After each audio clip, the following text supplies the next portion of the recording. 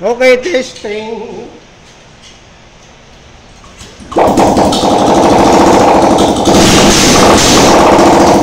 Very good. Mandar na yung makina.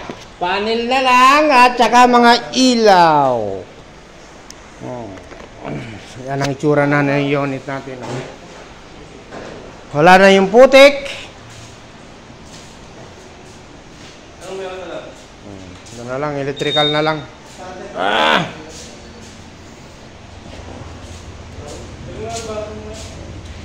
Linis lahat yan. Pati dito sa may EBS niya, lahat ng sakit. Okay. Ngayon, sa headlight naman tayo at saka yung panel. Walaga, mandar na ang ating ginagawang motor.